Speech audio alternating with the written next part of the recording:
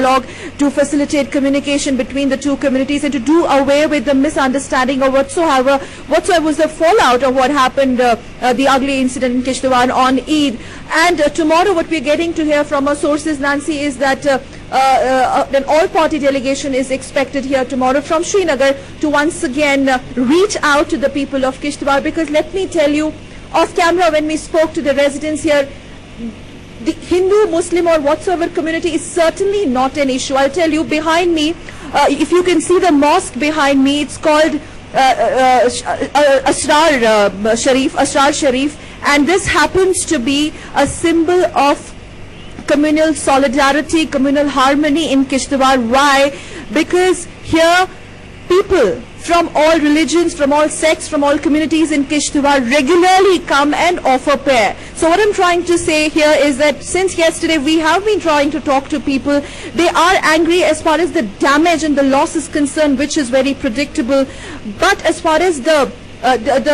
wedge which was reported in certain sections of media between the two communities, well, it's more or less a misunderstanding created by an external group of miscreants and also some certain political interference from certain political vested interests, and the effort of the civic administration, the effort of the J&K government is to do away with the damage, it's the fear psychosis also, and to make it sure that Kishtwar, before what happened in Eid, gets back to the same. Nancy. Right, Sakal, you know, even as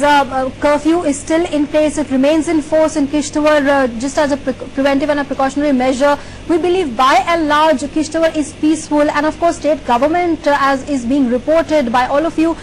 is leaving no stone unturned. What is the state government's now plan to ensure that normalcy returns in full pace, in full scale in Kishtwar? Okay, this all-party delegation that we are getting to hear from our sources expected tomorrow, this is a big way forward in the sense, the indications that we are getting today,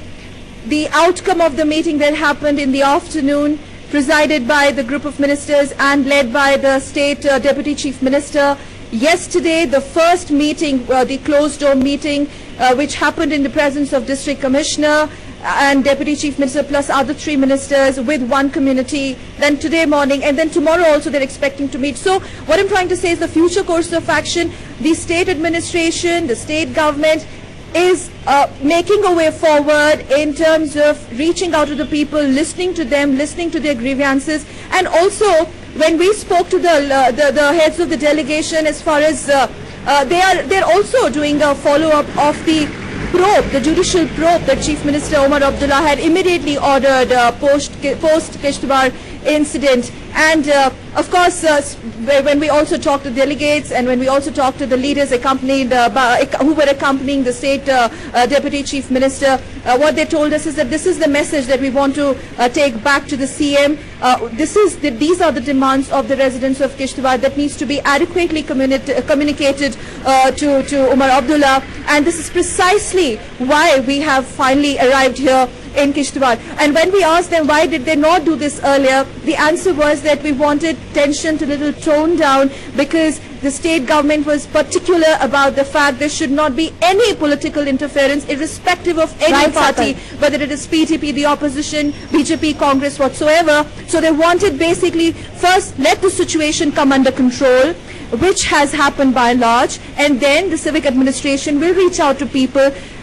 In a way, one-on-one meetings are also being held. And also now the political leadership is trying to get back to the people and also